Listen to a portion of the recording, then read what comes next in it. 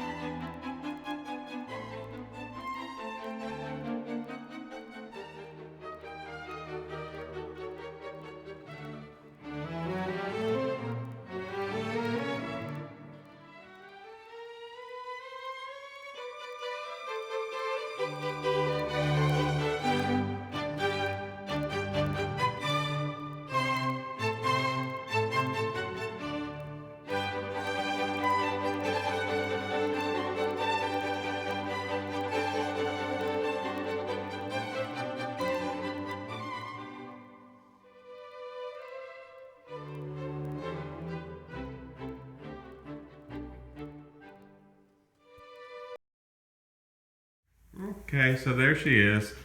For a $60 folding welding table. It went together just fine. Other than the fact the instructions are horrible. They, give you a drawing